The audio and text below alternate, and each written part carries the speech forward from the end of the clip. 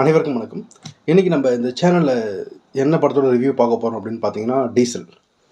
என்னடா இவன் இந்த படம் ரிலீஸ் ஆகிட்டு ஆல்மோஸ்ட் தீபாவளி ரிலீஸ் ஆன படம், பட் இப்போ வந்து ரிவ்யூ சொல்கிறோம் அப்படின்னு சொல்லி நினைக்காதீங்க.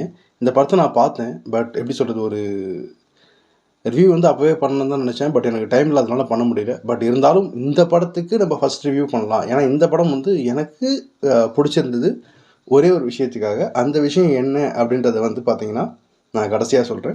ஸோ அதுக்கு முன்னாடி இந்த படத்தோடைய ஒன்லைனர் ப்ளஸ் என்ன பாசிட்டிவ் என்ன நெகட்டிவ் அதை மட்டும் வந்து நம்ம பார்த்துட்டு போயிடலாம். ஸோ இல்லை நிறைய பேர் வந்து படம் பார்த்துருப்பீங்க. பார்த்தவங்க தான் இந்த விமர்சனத்தை பார்க்கறதுக்கும் சான்சஸ் இருக்குது. பார்க்காதவங்க இந்த படத்தை ஓடிடியில் வந்துருச்சா ஒன்றும் வரலன்னு நினைக்கிறேன். I think so. வந்துருச்சுன்னா கண்டிப்பாக மிஸ் பண்ணாமல் பாருங்கள். எனக்கு ரொம்ப பிடிச்சிருந்தது, உங்களுக்கும் பிடிக்கும் அப்படின்னு சொல்லி ஒரு சின்ன நம்பிக்கை இருக்குது. சரி, ஓகே. இந்த படத்தில் வந்து பார்த்தீங்கன்னா ஹரிஷ் கல்யாண் வந்து நடிச்சிருப்பார். அவர் என்ன ஒரு கேரக்டரில் நடிச்சிருப்பார் அப்படின்னா, இந்த படத்தில் வட சென்னையில் துறைமுகத்தில் இருந்து அங்கே இன்னொரு ஆயில் மில் இருக்கு இல்லைங்களா, ஸோ அதுக்கு வந்து பைப் லைனில் க்ரூட் ஆயில் எடுத்துகிட்டு போவாங்க. அதில் வந்து பார்த்தீங்கன்னா ஓட்டை போட்டு அந்த ஆயில் கடத்துகிற கும்பலோடைய தலைவனுக்கு தத்து பையனாக இவர் இருப்பார். சரிங்களா. ஸோ இது என்ன ஆகும், நாளடைவில் வந்து கண்டிப்பாக அங்கே வந்து கோஷ்டி மாடல் இது எல்லாமே இருக்கும் இல்லைங்களா. ஸோ அந்த மாதிரி கோஷ்டி மாடல் வர பார்த்து இவங்களோட கை வந்து பார்த்தீங்கன்னா கொஞ்சம் குறையுது. ஸோ இந்த மாதிரி நிறைய விஷயங்கள் போயிட்டு இருக்க பார்த்து ஒரு ஆப்போசிட்லேருந்து ஒரு பர்சன் வந்து பார்த்தீங்கன்னா ஃபுல் அண்ட் ஃபுல் எல்லாமே வந்து டேக் ஓவர் பண்ணிடுவான். ஸோ அப்படி டேக் ஓவர் பண்ண பார்த்து என்ன ஆகுனா, அப்போ தான் வந்து ஒரு கார்பரேட் டீமை வந்து காமிப்பாங்க. அந்த கார்பரேட் டீம் பார்க்க பார்த்து எனக்கு ஒரு அம்பானி ஞாபகமோ இல்லை அதானி ஞாபகம், 2 பேரில் யாரோ ஒரு ஞாபகம் தான் வந்துச்சு. இந்த 2 பேர் ஞாபகம் வச்சுக்கோங்க. இந்த 2 பேரில் ஒருத்தவங்க யாருன்றதை நீங்கள் கெஸ் பண்ணி எனக்கு கமெண்ட்டில் சொன்னீங்கன்னா தான் நீங்கள் எந்த அளவுக்கு புரிஞ்சுக்கிட்டு இருக்கீங்க அப்படின்னு உங்களுக்கு தெரியும். ஸோ இந்த 2 பேர் மைண்டில் வச்சுக்கோங்க. ஆனால் 2 பேரும் கிடையாது, இந்த படத்தில் சம்மந்தப்பட்டது ஒருத்தவர் தான். ஸோ அப்போ தான் வந்து அவரை காமிப்பாங்க. ஒரு கார்பரேட் நினச்சா என்னென்னலாம் பண்ண முடியும், ஒரு கார்பரேட் நினச்சா ஆட்சி மாற்றத்தை கொண்டு வர முடியும், ஒரு கார்பரேட் நினச்சாங்க அப்படின்னா ஒரு விஷயத்தை வந்து டிமாண்ட் வந்து இன்க்ரீஸ் பண்ண முடியும் அப்படின்றதுக்கு வந்து பார்த்தீங்கன்னா இந்த படம் வந்து நிறைய படத்தில் காமிச்சிருப்பாங்க. பட் எனக்கு ஈஸியாக கனெக்ட் ஆனது இந்த படத்தில் மட்டும்தான். ஸோ இந்த படத்தை பொறுத்த வரைக்கும் ஹரிஷ் கல்யாண் நல்லா நடிச்சிருந்தாங்க. எல்லாருமே அதில் நடிச்சிருந்தவங்க அவங்களுடைய கேரக்டர் வந்து பார்த்தீங்கன்னா எல்லாமே சூப்பராக செஞ்சிருந்தாங்க. ஈவன் கருணாஸாக இருக்கட்டும், வினயா இருக்கட்டும். ஸோ இந்த மாதிரி நடிச்ச எல்லா டேரக்டர்ஸுமே நல்லா தான் பண்ணியிருந்தாங்க. பிஜிஎம் வந்து பார்த்தீங்கன்னா எனக்கு பிடிச்சிருந்தது, எனக்கு கனெக்ட் ஆயிருந்தது. பட் சாங்ஸ் வந்து எனக்கு சரியாக எதுவுமே கனெக்ட் ஆகல. ஸோ அங்கே லவ் போர்ஷன்ஸ் வந்து பார்த்தீங்கன்னா கொஞ்சம் லேக் ஆகிற மாதிரி எனக்கு ஃபீல் ஆகுது. ஸோ லவ் போர்ஷன்ஸை கொஞ்சம் குறைச்சிட்டு வெறும் ஃபுல் அண்ட் ஃபுல் இந்த மோட்லேயே கொண்டு போயிருந்தாங்க அப்படின்னா கண்டிப்பாக இந்த படம் வந்து நல்லா இன்னும் நல்லாவே இது நல்லா தான் இருக்குது. பட் நான் சொல்கிறது இன்னும் நல்லா எக்ஸலண்ட்டாக இருந்திருக்கும் அப்படின்னு நான் சொல்லியிருக்கேன். ஸோ இந்த படத்தில் ஒரு லைன் வந்து சொல்லியிருப்பாங்க. இப்போ நான் ஆல்ரெடி சொல்லியிருந்தேன் இல்லைங்களா, ஏன்னா ஒரு கார்பரேட் கம்பெனி நினச்சிது அப்படின்னா ஆட்சியை மாற்றவும் முடியும், ஆட்சியை கவுக்கவும் முடியும், ஒரு பொருளுடைய டிமாண்டை வந்து பார்த்தீங்கன்னா இன்க்ரீஸ் பண்ணவும் முடியும், அதாவது வாங்கி மொத்தமாக வச்சுக்கிட்டு. சரிங்களா. ஸோ இப்போ நம்ம வந்து நான் ஒரு விஷயம் சொன்னேன் இல்லைங்களா, எனக்கு ஒரு விஷயம் வந்து ஈஸியாக இதில் கனெக்ட் ஆச்சு அப்படின்னு சொல்லிட்டு, அது என்ன அப்படின்றத நான் சொல்கிறேன். உங்களுக்கு யாராவது கனெக்ட் ஆச்சு அப்படின்னா நான் சொல்கிறது புரிஞ்சுது, கண்டிப்பாக புரியும். ஆமான்னு நினைக்கிறவங்க அப்படின்றவங்க நீங்கள் கமெண்ட்டில் சொல்லுங்கள். அப்போ தான் வந்து எனக்கு தெரியும், ஓகே மக்கள் வந்து இது எல்லாமே கவனிச்சுட்டு தான் இருக்காங்க அப்படின்றதுக்கு. 2006 2011 வரைக்கும் தமிழ்நாட்டில் ஆண்டுகிட்டு இருந்த கட்சி வந்து பார்த்தீங்கன்னா திமுக அப்படின்ற ஒரு கட்சி. சரிங்களா.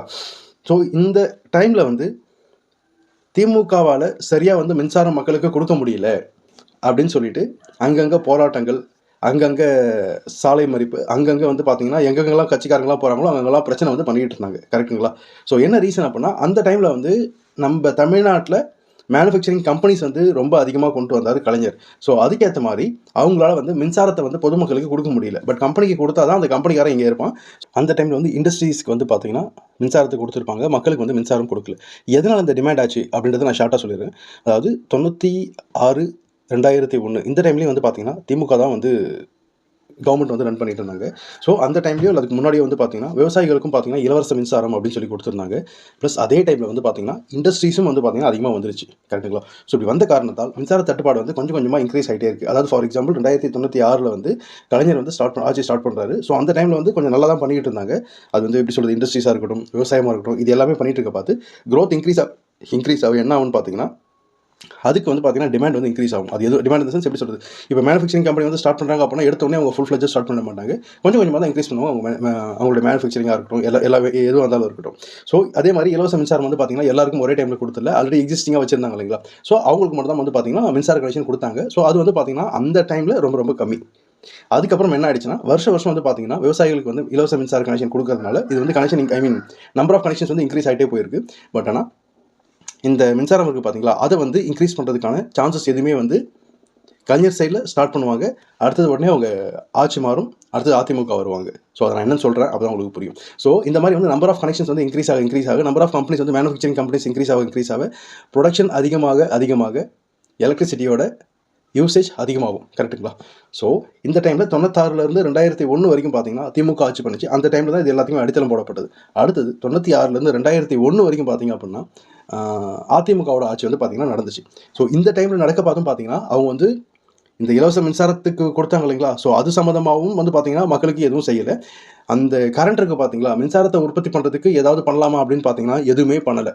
ஸோ அந்த ஆட்சி வந்து முடிஞ்சு போச்சு. அடுத்தது திமுக ஆட்சி வருது. எப்போ? 2006லேருந்து 2011 வரைக்கும். அந்த டைமில் கம்பெனிஸ் இன்னும் அதிகமாக வர ஆரம்பிச்சது. டைட்டில் பார்க்காக இருக்கட்டும், ஐடி கம்பெனிஸாக இருக்கட்டும், மேனுஃபேக்சரிங் கம்பெனிஸாக இருக்கட்டும், இன்றைக்கி காஞ்சிபுரம், இருங்காட்டுக்கோட்டை அந்த இடத்துல இருக்கிற கம்பெனிஸ் நிறைய முக்கால்வாசி கம்பெனிஸ் கொண்டு வந்தது அந்த டைமில் தான் கொண்டு வந்தாங்க. ஸோ அப்படி இருக்க பார்த்து அதே மாதிரி விவசாயிகளுக்கு அந்த இலவச மின்சாரம் அந்த கனெக்ஷன் இருக்குது பார்த்தீங்களா, அதுவும் வந்து பார்த்தீங்கன்னா கிட்டத்தட்ட லட்சக்கணக்கான கனெக்ஷன்ஸ் வந்து கொடுத்ததுனால மின்சார தட்டுப்பாடு வந்துச்சு.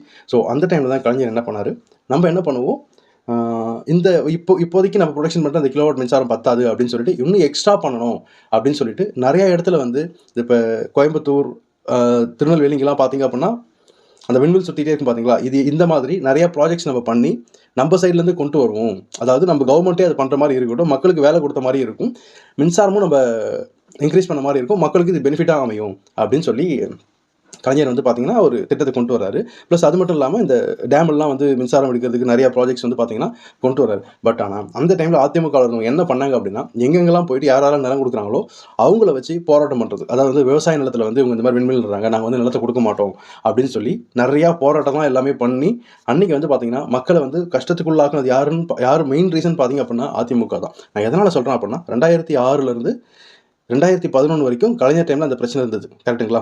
அதுக்கு முன்னாடியே 96, 2001 பார்த்தீங்க அப்படின்னா கலைஞர் ஆட்சியில் இருக்க பார்த்து இது எல்லாமே பண்ணார். அந்த டைமில் கனெக்ஷன்ஸ் கம்மியாக இருந்துச்சு. அந்த ஆட்சி முடிய பார்த்து வந்து பார்த்தீங்கன்னா கண்டிப்பாக நம்பர்ஸ் இன்க்ரீஸ் ஆகி தான் இருக்கும். அப்பயும் பவர் கட் கம்மியாக தான் இருந்துச்சு, பிரச்சனை கிடையாது. ஆனால் 2001லேருந்து 2006 வரைக்கும் அதிமுக ஆட்சி பண்ணாங்க இல்லைங்களா, மின்சாரத்தை இன்க்ரீஸ் பண்ணுறதுக்கு அதோடைய ப்ரொடக்ஷன் இன்க்ரீஸ் பண்ணுறதுக்கு எதுவுமே அவங்க பண்ணலை. திரும்ப கலைஞர் வர பார்த்து இது எல்லாமே மக்களுக்கு செய்கிறாரு, இந்த பிரச்சனை வருது, இதை சால்வ் பண்ணுறதுக்கு ஒரு திட்டத்தை கொண்டு வராரு. அந்த இடத்துல பார்த்தீங்கன்னா அதிமுக காரங்க இந்த மாதிரி பிரச்சனையை பண்ணுறாங்க. ஸோ இது எப்போ நமக்கு வந்து தெரிஞ்சுது அப்படின்னா, அவங்க ஆட்சிக்கு வந்தாங்க இல்லைங்களா, ஆட்சிக்கு வந்த உடனே திரும்ப 2011 ஆட்சிக்கு வந்த உடனே இது எல்லாமே கேன்சல் பண்ணிவிட்டு அதானின்னு ஒருத்தர் இருந்தார். ஸோ அவர்கிட்ட ஒரு யூனிட் ஃபார் எக்ஸாம்பிள் ₹3.20 அப்படின்னா டபுள் த அமௌண்ட்டு கொடுத்து மின்சாரம் வாங்கினாங்க. பட் அவங்க வந்து அந்த 10 வருஷத்தில் எந்த ஒரு இடத்துலையுமே வந்து பார்த்திங்கன்னா மின்சாரம் தமிழ்நாடு சொந்தமாக செய்கிறதுக்கு எந்த ஒரு சொந்தமாக ப்ரொடக்ஷன் பண்ணுறதுக்கு எந்த ஒரு ஆக்ஷனுமே எடுக்காத ஒரு கட்சி தான் வந்து பார்த்திங்கன்னா அதிமுக. கிட்டத்தட்ட 10 வருஷம் ஆட்சியில் இருந்தாங்க. இந்த 10 வருஷம் மட்டும் கிடையாது, திமுகவை விட அதிகமாக அதிமுக தான் ஆட்சியில் இருந்திருக்கு. அப்படி இருந்தும் தமிழ்நாட்டுக்கு மின்சாரத்துக்காக எந்த ஒரு இதுவுமே பண்ணலை. கார்ப்பரேட் கம்பெனிகிட்ட ஒரு யூனிட் இவ்வளோ அமௌண்ட் அப்படின்னு சொல்லி வாங்கி தான் மக்களுக்கு அது கம்மியான ரேட்டில் கொடுத்தாங்க. அதுவே நம்மளே ப்ரொடக்ஷன் பண்ணால் நம்ம தமிழ்நாடு கவர்மெண்ட்டுக்கு எவ்வளோ அமௌண்ட் வந்து சேரும், எவ்வளோ அமௌண்ட் வந்து சேவ் பண்ண முடியும் அப்படின்றது பார்த்துட்டு இருக்க மக்கள் எல்லாருக்குமே தெரியும். நீங்கள் இன்னும் நினைக்கலாம், ஏன் அதை இப்போ பண்ண முடியாதா அப்படின்னு சொல்லிட்டு. இப்போ பண்ண முடியுமா அப்படின்னு கேட்டிங்கன்னா அது உடனடியாக சாத்தியப்படுற விஷயம் கிடையாது. என்ன ரீசன்னா, அப்போ இருந்த நம்பர் ஆஃப் கம்பெனிஸ்க்கும் இப்போ இருக்கிற நம்பர் ஆஃப் கம்பெனிஸ்க்கும் வந்து பார்த்தீங்கன்னா டிஃப்ரென்ஸ் இருக்குது. ஸோ இது எல்லாமே வந்து நம்ம பார்த்துட்டு தான் அது பண்ண முடியும், உடனடியாக பண்ண முடியாது. அப்படி இருந்தும் நிறைய இடத்துல வந்து பார்த்தீங்கன்னா பண்ணிட்டு தான் இருக்காங்க. ஸோ இந்த படத்தை பார்த்தீங்க அப்படின்னா உங்களுக்கு கிளியராக புரியும். நன்றி, வணக்கம்.